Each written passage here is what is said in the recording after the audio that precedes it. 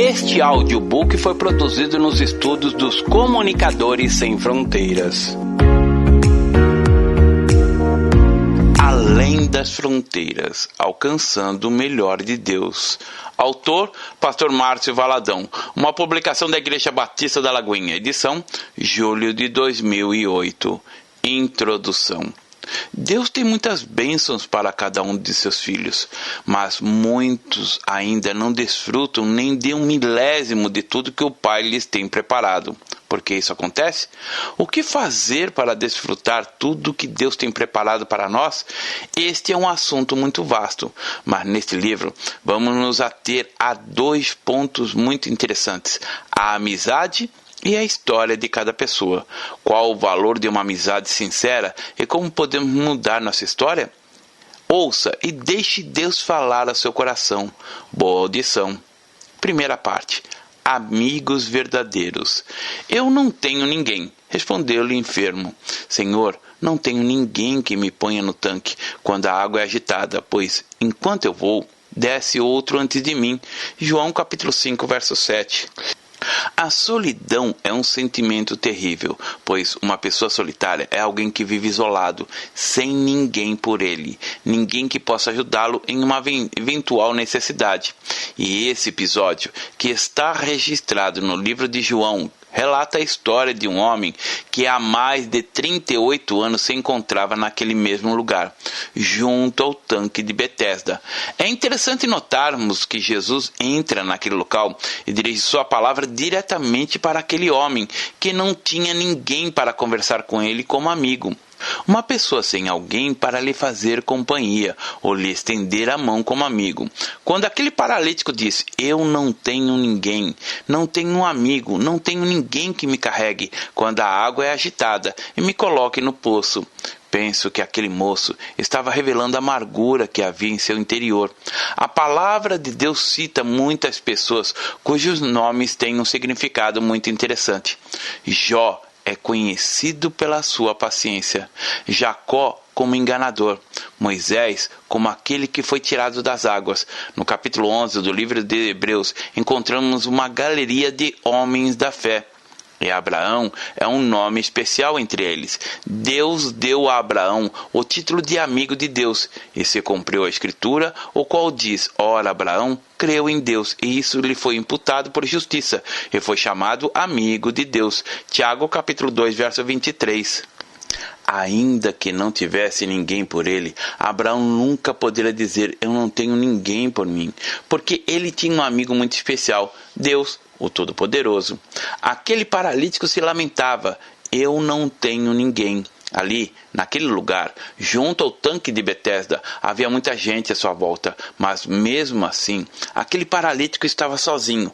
Acredito que todas as pessoas ali conversavam, trocavam ideias, dividiam suas dores e suas penúrias, mas quando a água era agitada, todos disparavam em uma corrida de cada um por si. Até mesmo os cegos tentavam chegar até o tanque, pois somente o primeiro que entrasse nele é que seria curado. Aquele paralítico, contudo, permanecia no mesmo lugar, sem qualquer chance de alcançar o tanque. Imagine não ter ninguém para ajudá-lo na hora em que você mais precisar. Você já parou para contar os amigos com os quais você realmente poderia contar? Aqueles aos quais você poderia abrir seu coração totalmente? Vamos ver o que a Bíblia fala sobre amigos. Quem é o irmão? Não tenho dúvida alguma da amizade do Senhor Jesus com você. Eu sei que você pode perceber a realidade incontestável do amor do Senhor. E a Bíblia também fala a respeito de amigo. Em todo tempo amo o amigo, e na angústia se faz o irmão. Provérbios capítulo 17, verso 17. Uma grande dificuldade encontrada é que, apesar de amarmos nossos irmãos, nem todos são nossos amigos. Quantas vezes você tem chamado de irmão aqueles que não o são? O texto da palavra de Deus diz: em todo tempo amo o amigo, e na angústia se faz o irmão. O que esse texto está dizendo é que o irmão não é apenas aquele que nasce da mesma mãe, que faz parte da mesma família. Não é apenas o irmão biológico ou aquele que é membro da igreja. Um irmão pode ser aquele que entra em sua história e se torna irmão em um momento de dor. de angústia e desespero. Ele era um amigo, mas tornou-se seu irmão exatamente no tempo de angústia. Aquele paralítico, no tanque de Betesda, estava cercado de amigos de infortúnio, mas mesmo assim ele se lamentava: eu não tenho ninguém. Por quê? Porque no momento em que a água era agitada, faltava-lhe um amigo mais chegado. Faltava-lhe um irmão que não procurasse o próprio interesse, mas considerasse o dele em primeiro lugar e o levasse para as águas do tanque. Por isso é que a palavra diz que na angústia se faz o irmão. O lugar mais fácil para se envolver pode ser exatamente a igreja, porque as pessoas vêm para as reuniões, se cumprimentam, mas o envolvimento não passa disso. Entretanto, o Espírito Santo tem nos inquietado para que nos envolvamos de maneira mais próxima com nossos irmãos, com os irmãos da fé, para que nos tornemos verdadeiros irmãos uns para os outros. Em todo tempo amo o amigo. Amar o amigo é estar presente, é estar junto, tanto nos momentos de alegria quanto nos de angústia.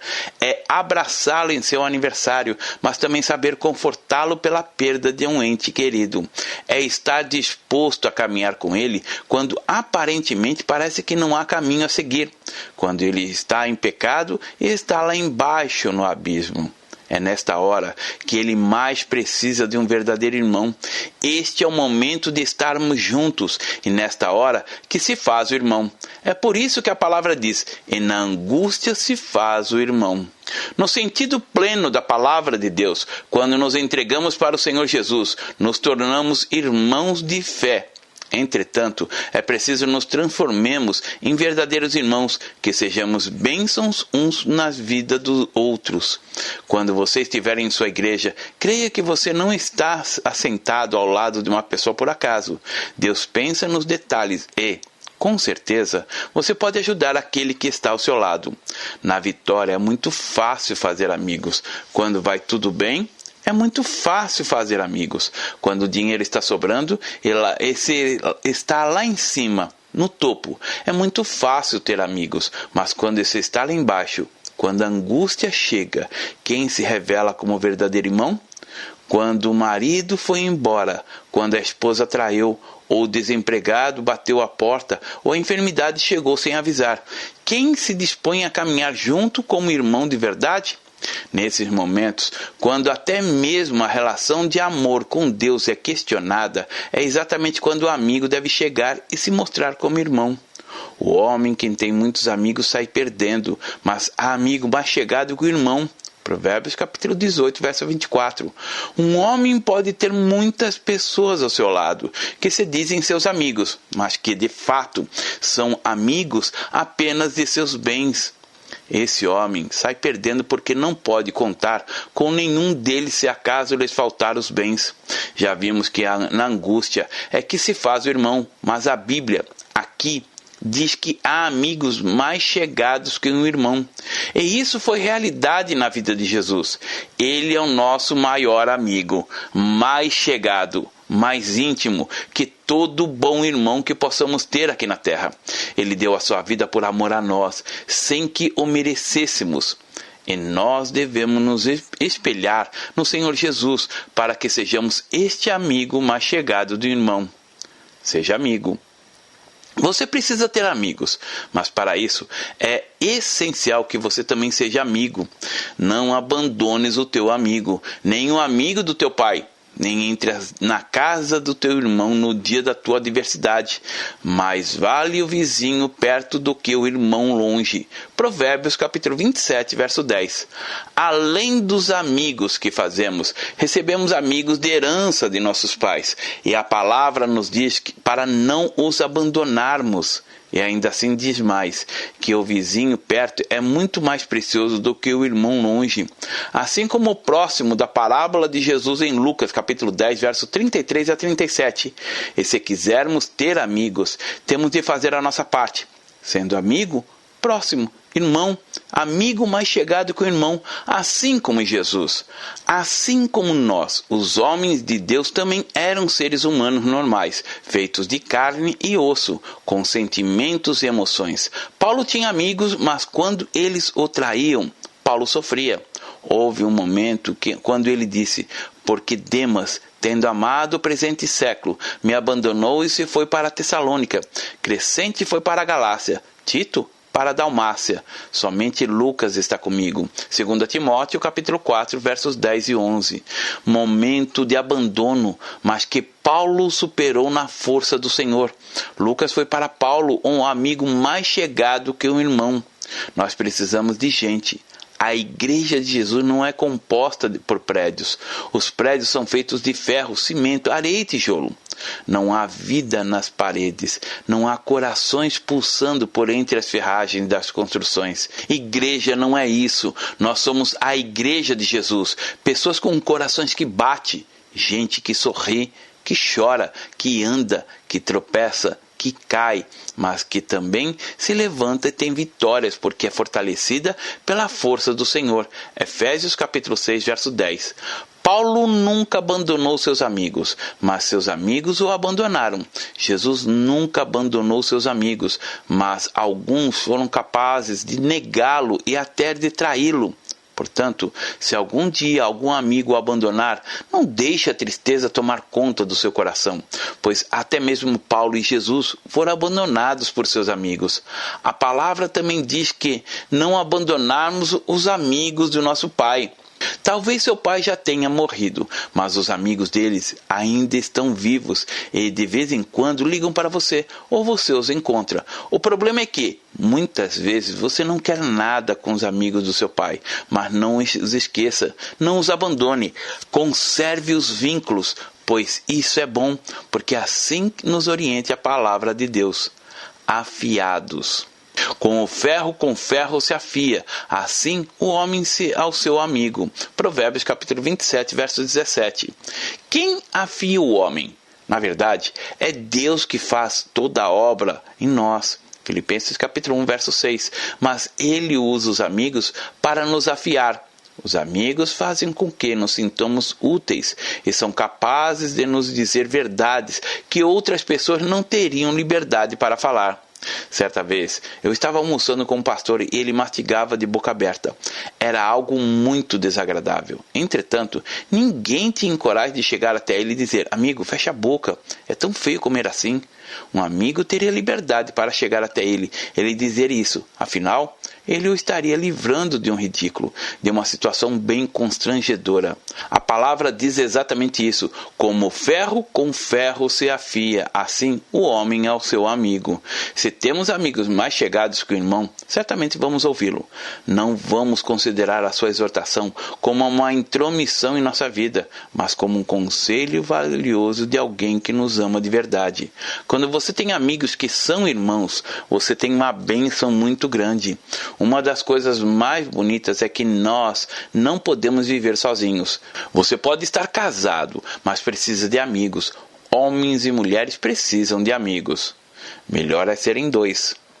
Melhor é serem dois do que um, porque tem melhor paga do seu trabalho. Porque se caírem, um levanta o companheiro. Aí, porém, do que estiver só, pois caindo, não haverá quem o levante. Eclesiastes capítulo 4, versos 9 e 10. Segundo o princípio da palavra, você consegue mencionar rapidamente quem vai levantá-lo se você cair? Você consegue se lembrar de alguma vez em que você sofreu uma queda e alguém o levantou? Se você pode responder sim, com certeza foi um amigo mais chegado que o irmão, alguém que lhe trouxe carinho, calor humano, esperança e conforto. Jesus se revelou aos seus discípulos de maneira gloriosa. A relação de Jesus Cristo com seus discípulos não era uma relação de mestre e alunos apenas. Havia uma relação de amizade muito profunda, e Jesus é o paradigma universal, único e insubstituível desse amor fraternal, de amigo mais chegado que o irmão. Por isso ele disse: ninguém tem maior amor do que este, de dar a alguém a própria vida em favor dos seus amigos. Vós sois meus amigos, se fazeis o que eu vos mando. João capítulo 15, verso 13 e 14. Se já é difícil um amigo dar a vida pelo outro, quanto mais se o outro for um inimigo, ou ainda mero desconhecido. Contudo, Jesus deu a sua vida até pelos seus inimigos. O verdadeiro amigo é aquele que se dispõe a doar um dos seus rins a um amigo que está na fila dos transplantes, que se dispõe a doar sangue porque sabe que muitos estão precisando. O verdadeiro amigo está sempre disposto a dar o seu tempo para o amigo. Ele oferece o seu ombro e é capaz de ficar a noite inteira conversando se for preciso. Na ceia, João reclinou a cabeça no peito de Jesus e Jesus o abraçou. Segundo os profetas, a vontade do Senhor é que os homens sejam amigos e andem juntos. Deus quer que seus filhos e suas filhas vivam em verdadeira amizade bíblica, sem qualquer deturpação das trevas que gere os conflitos, inveja, maldade, ciúme, etc. A Bíblia nos fala de dois irmãos que foram profundamente amigos e, muito mais do que amigos ou conhecidos de vista, e foi na angústia que se tornaram irmãos. Eles são Davi e Jonatas. Sucedeu que, acabando Davi de falar com Saul, a alma de Jonatas se ligou com a de Davi, e Jonatas o amou como a sua própria alma. 1 Samuel capítulo 18, verso 1. Existem aqueles encontros divinos, pessoas que entram na nossa história, que se assentam ao nosso lado, dentro de um propósito de Deus e, ali, inicia-se uma profunda amizade. Relacionamento este que vai se estreitando a ponto de se tornar uma amizade de amigos mais chegados que um irmão. Diz a palavra que Jonatas o amou como a sua própria alma. Jonatas fez jurar Davi de novo, pelo amor que este lhe tinha, porque Jonatas o amava com todo o amor da sua alma. 1 Samuel capítulo 20, verso 17. Indo-se o rapaz, levantou-se Davi do lado do sul, e prostrou-se rosto em terra 3 vezes, e beijaram-se uns aos outros, e choraram juntos. Davi, porém, muito mais. 1 Samuel capítulo 20, verso 41. O pai de Jonatas era o rei Saul, que havia promovido uma terrível perseguição contra Davi. E Jonatas estava ali, no meio do fogo, mas era amigo de Davi. Diz a palavra de Deus que os dois se abraçaram, se beijaram, e Davi chorou muito mais. Quando Jonatas foi morto junto com seu pai, Saul, os corpos de ambos tinham sido mutilados. Davi, então, mandou transportá-los para sepultar. Davi fez um lamento e chorou. Angustiado estou por ti, meu irmão Jonatas. Tu eras amabilíssimo para comigo.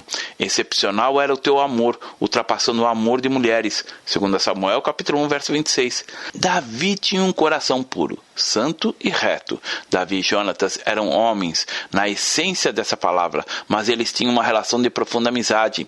Eles não eram apenas amigos, mas eram amigos mais chegados que irmãos. Davi dizia: angustiado estou por ti, meu irmão.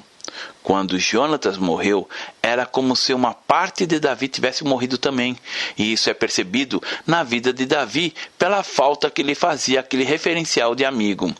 Dentro da igreja, Deus quer restaurar e está restaurando vínculos de amizade. Mas é necessário ser prudente quando essa amizade é entre um homem e uma mulher, para que isso não gere confusão no coração de um ou de outro, ou até de ambos. Para se estabelecer essa amizade, de Provérbios capítulo 18, verso 24, amigo mais chegado que irmão. É bom que seja irmã sendo amiga de uma irmã, e irmão sendo amigo de um irmão. Uma mulher casada não pode ter um amigo maior do que o seu marido. Você pode ser conhecidos, mas não um amigo com quem você abra o seu coração. Para isso você precisa de ser uma amiga. Se você é casada, seu melhor amigo tem que ser seu marido. É ele que tem de saber tudo. Seus sonhos, seus fracassos, suas ideias, suas vitórias, tudo. Agora, isto não impede que a irmã tenha amigas, várias amigas. Você também, meu irmão, precisa ter um amigo, mas um amigo que chegue ao nível de ser um verdadeiro irmão. Mas, ainda assim, sua esposa tem que ser sua melhor amiga, sua fiel confidente. A Bíblia diz que temos que evitar toda aparência do mal. É importante notarmos o quanto a Bíblia fala de amigos. Todos os homens que foram bem-sucedidos na vida tinham amigos neste nível de irmãos. Amigo é para sempre. Enviou também Irão, rei de Tiro, os seus servos a Salomão, porque ouvira que ungiram a Salomão rei em lugar de seu pai, pois Hirão sempre fora amigo de Davi. 1 Reis, capítulo 5, verso 1. Amigo é ou não é amigo? Um amigo é para sempre, ou então nunca foi amigo. A verdadeira amizade não se desfaz. Quando a amizade termina, é porque o nível dessa amizade era só de conhecido, ou porque trabalhavam juntos, ou porque eram vizinhos. Se uma amizade termina, ela nunca foi forjada na angústia. O verdadeiro amigo é muito importante, pois ele nos dá força e incentivo. Ora, quando cheguei a Troade para pregar o Evangelho de Cristo, uma porta se me abriu no Senhor. Não tive, contudo, tranquilidade no meu espírito, porque não encontrei o meu irmão Tito. Por isso, despedindo-me deles, parti para a Macedônia. 2 Coríntios, capítulo 2, verso 12 e 13. Paulo chegou a Troade para pregar o Evangelho. Uma porta se abrira e já estava tudo preparado, mas ele não teve tranquilidade no seu espírito, porque não havia encontrado seu irmão Tito. Por isso, Paulo se despediu deles e partiu para a Macedônia. Tito era aquele amigo forjado na aflição. Ele não era irmão de sangue de Paulo, mas era este tipo mais chegado que o irmão. E Paulo não queria estar sozinho em Troade. Por isso, ele deixou aquela porta aberta e foi para outro lugar. Ele precisava da companhia de Tito. Conceda o Senhor misericórdia à casa de Onesíforo, porque, muitas vezes, me deu ânimo e nunca se envergonhou das minhas algemas. 2 Timóteo, capítulo 1, verso 16. Paulo menciona esse seu amigo que muitas vezes havia lhe dado ânimo. Nós imaginamos o apóstolo Paulo um homem forte, um pregador vigoroso, mas Paulo tinha uma saúde frágil. Ele tinha uma enfermidade e andava muito angustiado. Por isso Paulo disse, muitas vezes ele me deu ânimo. É verdade que nossa força vem de Deus. Isaías capítulo 41, verso 10. Que o Espírito Santo nos assiste em nossas fraquezas. Romanos capítulo 8, verso 26. Mas muitas vezes precisamos de um amigo mais chegado que o irmão para nos oferecer o ombro, para nos dar a mão e caminhar conosco. Amigos que tocam o nosso coração com atitudes simples, mas que falam muito pela profunda expressão de carinho que encerram. Paulo disse ao Onesíforo, muitas vezes me deu ânimo e nunca se envergonhou das minhas algemas. Quem sabe você tem sofrido pelas algemas de sua vida? Pode ser que seu casamento que se desfez e você esteja sozinho aí, ou uma doença, ou um fracasso. Essas são algemas que muitas vezes fazem com que as pessoas o abandonem. Mas existe um amigo mais chegado que o irmão, que nunca vai abandonar você. Ele é o próprio Filho de Deus, o Senhor Jesus. Aquele homem, junto ao tanque de Betesda, dizia, eu não tenho ninguém. Talvez, na sua própria história, você sinta a ausência desse tipo de amigo que é mais chegado que o irmão. Mas, neste momento, Deus está falando ao seu coração. Não apenas no privilégio e na necessidade de você ter um amigo, mas o privilégio, acima de tudo, de ser um amigo. Um amigo pode mudar o nosso destino. Deixe Jesus ser o seu maior amigo e ele vai trazer luz onde ainda existem trevas. E você será uma bênção na vida de muitas pessoas, de muitos que sofrem pela ausência deste amigo mais chegado que um irmão. Segunda parte. Mude sua história. A força do nome. Existem pessoas que têm vergonha do próprio nome. No entanto, vamos encontrar na Bíblia algumas páginas com relação de nomes, que são as genealogias. Ao escolher o nome dos filhos, os judeus não escolhiam os mais bonitos, mas aqueles que poderiam traduzir o caráter deles, que revelasse algum evento ocorrido durante a gestação, ou durante o nascimento, ou ainda a história daquela criança. Foi Jabes mais ilustre do que seus irmãos. Sua mãe chamou-lhe Jabes, dizendo, porque com dores odeia a luz. Jabes invocou a Deus de Israel, dizendo, tomara que me abençoes e me alargues as fronteiras, que seja comigo a tua mão, e me preserves do mal, de modo que não me sobrevenha aflição. E Deus lhe concedeu o que ele tinha pedido. 1 Crônicas, capítulo 4, versos 9 e 10. Jabes era grego. Ubei e Abetz, pesar, Provavelmente o significado afligir. Talvez, embora não tenha o mesmo nome de Jabes, você pode estar vivendo uma situação semelhante ao que revela o significado desse nome e não saiba como mudar sua história. Algumas pessoas creem que existe um destino previamente traçado. São adeptos do fatalismo. Elas acreditam que o curso de acontecimentos está previamente fixado e nada pode alterá-lo. A Bíblia não diz que o homem tem seu destino traçado, pré-determinado. Ao contrário, nós traçamos nosso destino a partir do nosso livre-arbítrio. Deus nos dá liberdade para escolher entre a bênção e a maldição, entre a ansiedade e a paz, entre carregar pesados fardos e levar os leves e suaves, e muitas outras escolhas. Deus ainda nos concede a liberdade para escolher entre vida e morte, ambas eternas. Traçamos nosso destino com nossas escolhas. Se uma pessoa estendesse sua mão para um judeu e lhe dissesse: "Eu me chamo Jabes", ele estaria entendendo: eu me chamo o que causa dor, o que traz sofrimento, o que provoca incômodo. Muitos têm se acomodado ao que ele chama de seu destino e vivem dizendo: esta é a minha vida, é assim que eu tenho que viver. Eu nasci para causar sofrimento, dor, para ser um incômodo até para mim mesmo. Não tem outro jeito, eu tenho de me resignar e viver assim. Eu quero que você saiba que Deus é Deus de milagres. Ele é o Todo-Poderoso, hoje e para todo sempre. Deus é aquele que intervém com sua graça, com seu amor e sua misericórdia para satisfazer os desejos do nosso coração. Salmos capítulo 37, verso 4. Anulando o estigma. Você não precisa se acomodar dentro da fronteira limitada do seu nome ou qualquer situação de dor que esteja vivendo. Talvez você viva repetindo: se eu tivesse tido outros pais, se eu tivesse nascido em outra família, ou se eu tivesse nascido em outro país. Se eu não tivesse me casado com aquela pessoa, se eu não tivesse dado aquele passo errado, se eu tivesse estudado. Preste bastante atenção nisto. Jabes não escolheu seu nome. Quem escolheu esse nome, que traduzia miséria, dor, angústia e o que causa o sofrimento, foi sua mãe. Os irmãos de Jabes não receberam um nome cujo significado era tão terrível. O nome deles não tinha o estigma como o de Jabes, mas Jabes se tornou o mais ilustre entre seus irmãos. Por quê? O que ele fez para que isso acontecesse? Muitas vezes você se acomoda com uma situação dizendo: é meu destino ficar solteira, é meu destino ficar viúva o resto da vida, é meu destino sofrer, é meu destino viver na pobreza. Não! Isso é a voz do diabo soprando em seu ouvido.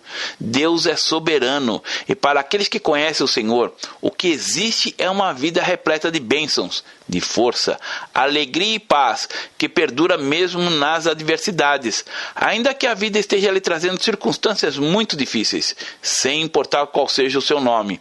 O que você precisa saber é que pode transformar a sua história como Jabes. A palavra diz que ele não se acomodou com seu nome. Aquela situação de desgraça que lhe havia sido imposta e se transformou no mais ilustre entre seus irmãos. O problema é que existe muita gente que se acomoda. Ele lutou. Ele queria ser outro homem. E a verdade da Bíblia é que você pode mudar aquilo que não foi você que procurou. Na verdade, ainda que você tenha gerado uma situação difícil, em Deus, você pode transformá-la. Não foi Jabes que procurou essa desgraça para a sua vida, mas mesmo assim, ele tinha essa marca estampada em si. Talvez ele tivesse passado toda a sua infância, adolescência e mocidade e já fosse adulto, mas era aquele homem infeliz. Talvez ele já até tenha dito: eu não suporto mais, não aguento mais, não quero mais viver com esse peso sobre mim. Ele havia chegado ao seu limite.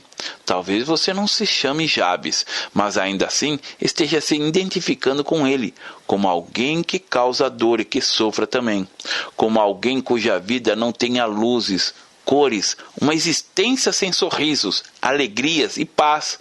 Quantas vezes você se olha no espelho e diz: mas o que está acontecendo comigo? E muitos são envenenados pela ideia estúpida de acabar com tudo isso, de dar um fim na sua vida, como se fosse resolver alguma coisa.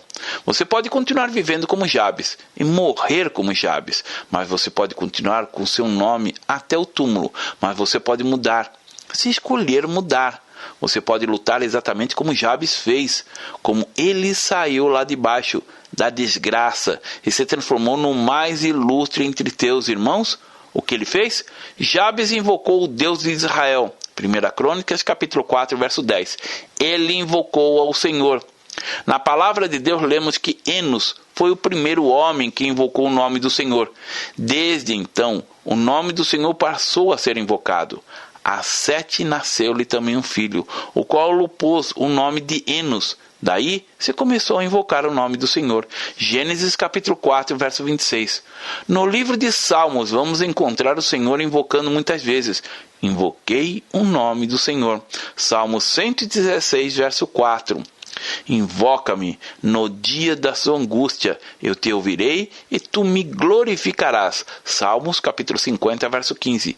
Em meio à tribulação, invoquei o Senhor, e o Senhor me ouviu e me deu folga. Salmos 118, verso 5.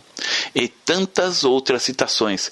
A palavra invocar é dita várias vezes, tanto no Antigo como no Novo Testamento, mas nos evangelhos de Mateus, Marcos, Lucas e João, não há uma só vez a expressão invocar o nome do Senhor. Nos evangelhos não há invocação porque o Deus que era invocado se fez carne e viveu entre os homens. Nos evangelhos não encontramos o invocar o nome do Senhor, porque Deus se encarnou e se identificou com um homem. Ele veio até nós, nosso referencial de mudança. O que fez Jabes? Ele disse, eu vou mudar essa situação. Você também pode mudar a sua situação, pode transformar a história da sua vida. Tudo que tem sido ruim, que tem lhe trazido dor, desesperança, perdas, desânimos e frustração, pode ser mudado. Deus quer mudar essa situação de miséria e de pobreza. Ele pode fazer infinitamente mais do que você pensa. Mas, antes de tudo, você precisa decidir.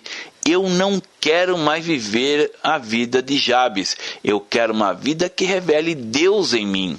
Jabes conhecia algumas pessoas que tiveram nomes mudados. Seu pai chamava Jacó. E Jacó significa enganador, suplantador, trapaceiro, mentiroso. Quando Jacó dizia, eu sou Jacó, a pessoa entendia, eu sou o trapaceiro. Mas houve um instante em que Jacó também disse, eu estou cansado, eu não quero mais ser Jacó. Então ele invocou o Senhor e ele lutou com ele no val de Jaboque e disse, eu não deixarei passar esta oportunidade, eu não quero mais ser Jacó. Ele lutou e triunfou, e na madrugada, quando o sol nasceu, não era mais Jacó que estava ali, mas era um homem com um nome mudado para Israel, que significa príncipe de Deus. Aleluia! Gênesis capítulo 32, versos 22 a 28. Jacó poderia ter dito, é a minha sina, este é meu destino, vou ser Jacó para o resto da vida. Mas existe um momento quando você pode definir as coisas. Existe um momento quando você pode tomar uma decisão lutando com Deus, porque invocar o nome do Senhor é o maior exercício espiritual que você pode fazer. Isso é batalha, é guerra, é luta, é disposição, é arrependimento, é conversão, é mudança. A palavra de Deus conta que ele invocou o nome do Senhor. Ele viu sua necessidade. Ele entendeu que podia confiar no Senhor e experimentar o prazer que existe na presença do Senhor, onde há plenitude de alegria e delícias perpetuamente. Salmos capítulo 16, verso 11.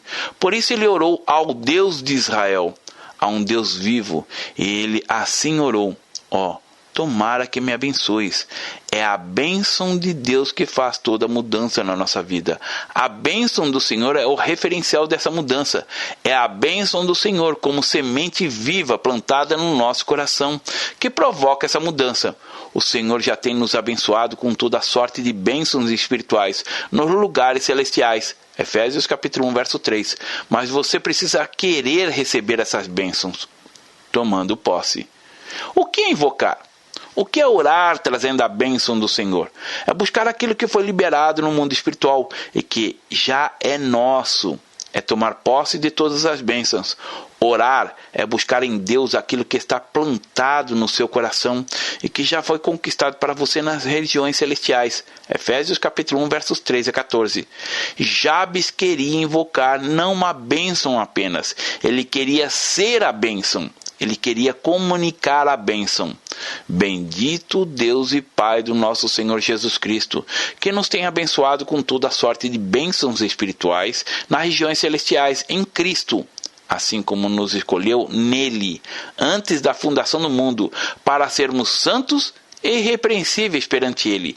Em amor nos predestinou para ele, para a adoção de filhos, por meio de Jesus Cristo, segundo o beneplácito da sua vontade, para louvor da glória de sua graça, que ele nos concedeu gratuitamente no amado, no qual temos a redenção, pelo seu sangue, a remissão dos pecados, segundo a riqueza da sua graça, que Deus derramou profundamente sobre nós em toda sabedoria e prudência, desvendando-nos o mistério da sua vontade, segundo o seu beneplácito que propusera em Cristo, de fazer convergir nele, na dispensação da plenitude dos tempos, todas as coisas, tanto as do céu como as da terra. Nele, digo, no qual fomos também feitos herança, predestinados segundo o propósito daquele que faz todas as coisas, conforme o conselho da sua vontade, a fim de sermos para o louvor da sua glória. Nós, os que de antemão esperamos em Cristo, em que também vós, depois de ouvistes a palavra da verdade, o evangelho da vossa salvação, tendo nele também crido, fostes selados com o Espírito Santo da promessa, o qual é penhor da nossa herança, até ao resgate da sua propriedade, em louvor da sua glória. Efésios capítulo 1, verso 13 a 14. A bênção que você está buscando, o Senhor já liberou para você nas regiões celestiais. Ele não vai acontecer como se nunca tivesse existido. Ele já está lá. É a bênção do Senhor que faz a diferença.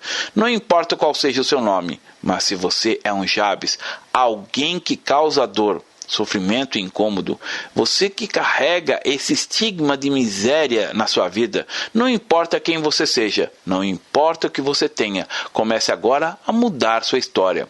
Quando trouxeram para Jesus 5 pães e 2 peixes, havia necessidade enorme para ser suprida. Havia uma multidão faminta, mais de 5.000 pessoas precisavam comer, e tudo que tinham eram 5 pães e 2 peixinhos. Jesus os tomou e os abençoou.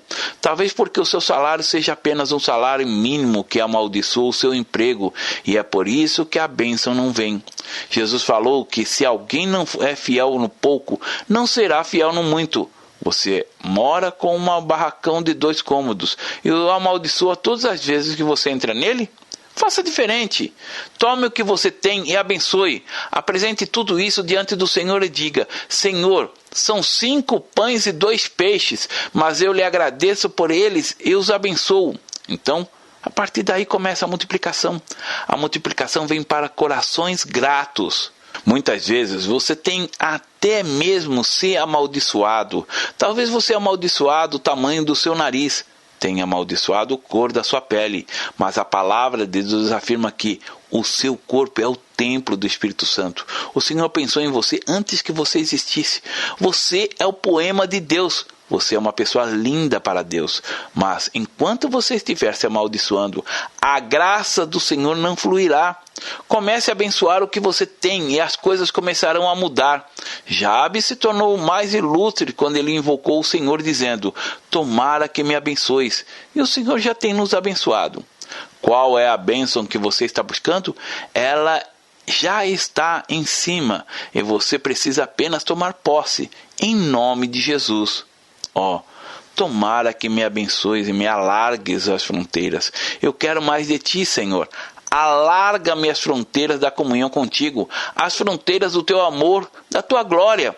Quando Eliseu ouviu falar que Elias ia partir, ele chegou até ele, que lhe perguntou: o que você quer? Eliseu conhecia Elias, tinha visto os sinais, os prodígios e as maravilhas no ministério tão rico de Elias, e ele poderia ter dito: eu quero o que você tem, mas Eliseu disse: eu quero porção dobrada do Espírito que há em você. Você pode se acostumar a viver uma vidinha medíocre, mas o Senhor tem muito para lhe dar. Você não pode se acostumar dizendo: é meu destino, a minha vida é esta, eu vou continuar sempre assim, seja na sua profissão, na sua casa, no seu casamento ou nas suas finanças. Quantas vezes você já disse: eu nasci para ser desse tamanho, então eu serei desse tamanho. Você é e recebe o que você diz. É um princípio da palavra de Deus. Nós recebemos o que nós profetizamos. Há poder em nossas palavras. Por isso é que Jesus disse: por causa da pequenez da vossa fé. Pois em verdade vos digo que, se tiverdes fé como um grão de mostarda, direis a este montes: passa daqui para acolá, e ele passará. Nada vos será impossível. Mateus capítulo 17, verso 20. Jabes disse: me alargue as fronteiras. O Senhor quer que o seu povo tenha fronteiras ilimitadas, porque Ele é ilimitado. Deus não tem fronteiras, Deus não tem limites, e para Deus não existe um momento em que Ele diz: bem, eu posso chegar somente até aqui. Deus não conhece impossíveis. Lucas capítulo 1, verso 37 e capítulo 18, verso 27. Muitas vezes chegamos até nossas fronteiras e falamos: acabou, não tem mais jeito. A doença está me corroendo. Meu lar tem de acabar mesmo. Mas quando você tem a atitude de não se conformar em ser um Jabes, dizendo: eu quero tudo que Deus tem para mim. Não quero só ouvir falar da terra que mana leite e mel. Eu quero pisar na terra. Quero desfrutar as riquezas do Senhor. Quero desfrutar sua graça, sua glória. Quero tomar posse daquilo que Ele tem para mim. Então, as coisas começarão a acontecer. O Senhor não chamou você para ser um Jabes, mas para ser conforme a imagem de Jesus Cristo. Jesus é o nosso limite, e Ele não tem limites. A fé não tem fronteiras, mas no momento em que você colocar fronteiras, você fica preso. Jabes estava preso, mas ele se rebelou contra aquela situação, invocando o nome do Senhor e disse: me alargue a fronteira, a mão do Senhor. Ele disse mais: e que seja comigo a tua mão, porque se a mão do Senhor não estiver sobre você, não adianta a bênção. Não adianta as fronteiras infinitas. A mão do Senhor significa a presença dEle. Com as mãos oferecemos carinho, disciplinamos, conduzimos e orientamos. Somos guardados e protegidos pelo Senhor. Assim como Jabes, temos de reconhecer que sem o Senhor nada podemos fazer. João capítulo 15, verso 5. É a mão do Senhor que faz a diferença. Jabes orou: que seja comigo a tua mão. E ele continuou orando, dizendo: e me preserves do mal. Jabes pedia a Deus que o preservasse do maligno, das ciladas do diabo. Jesus, quando nos ensinou a orar, disse: não nos deixes cair em tentação, mas livra-nos do mal. Mateus capítulo 6, versos 9 a 13. Existe uma batalha espiritual que é travada enquanto é ministrada a palavra de Deus. Há inimigos tentando enganar você ou fazer a palavra de Deus chegar distorcida até você. Existem 1000 situações querendo distrair sua atenção, mas nós, em nome de Jesus, profetizamos que a palavra do Senhor caia em seu coração, encontrando boa terra para frutificar a boa semente do Senhor. A palavra diz: não deis lugar ao diabo. Efésios capítulo 4, verso 27. Tenha uma vida bonita. Não abra brechas para o inimigo. A palavra diz que, sem santificação, ninguém verá o Senhor. Hebreus capítulo 12, verso 14. Ver Deus atuando na sua vida é vê-lo alargando suas fronteiras, é vê-lo abençoando, atuando, guiando, é ver Deus em você. E me preserves do mal, e o Senhor nos tem preservado. Houve um instante em que Jesus chegou para Pedro e disse: Simão, Simão, eis que Satanás vos reclamou para vos peneirar como trigo. Eu, porém, roguei por ti, para que a tua fé não se desfaleça. Tu, pois, quando te converteres, fortalece os teus irmãos. Lucas capítulo 22, verso 31 e 32. Você pode ser preservado do mal, mas não busque o mal. Afaste-se. Abandone o pecado. Abandone essa vida em que o inimigo está achando brecha. Certa vez, o pastor Jonas Neves esteve na Argentina e uma das coisas que impressionou muito foi quando visitou uma igreja em cerca de 8.000 membros, onde não havia um só casal que tivesse se separado. Ele começou a observar e perguntou: como vocês alcançaram isso? Havia alguns princípios e um deles é que os adolescentes não namoraram. A moça começa a namorar aos 18 anos e o rapaz aos 20. O novo convertido só namora depois de 1 ano de convertido. Tempo este dedicado a buscar ao Senhor.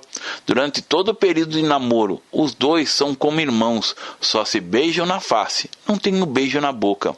O beijo na boca é uma preparação para o ato sexual. E muitos entram pela defraudação e o que acontece? Vão se defraudando mutuamente e muitos casam para resolver uma situação e não pela direção do Senhor. É interessante que aqueles moços começaram a viver essa realidade e quando casam têm um casamento totalmente estável. A fonte desta felicidade está desde o namoro. Muitas vezes a pessoa entra por um caminho de licenciosidade ou de imoralidade e abre o caminho para o mal. Se você está vivendo cheio da graça do Espírito, o diabo encontrará qualquer brecha em sua vida. Agora, se você começa a alimentar a sua mente com pornografia, com mentira, com licenciosidade, com coisas inconvenientes, o diabo irá encontrar um alvo fácil para lançar seus dados. Por isso Jabes orou: e me preserves do mal, de modo que não me sobrevenha aflição. Sabe o que é aflição? Aflição é tudo que incomoda. É o que Deus fez? Deus não cruzou os braços, não ficou olhando e falando: mas que moço petulante este, me pedindo tantas coisas. Antes, Deus lhe concedeu o que ele tinha pedido. Deus não faz acepção de pessoas. Se ele deu para Jabes, dará também para você.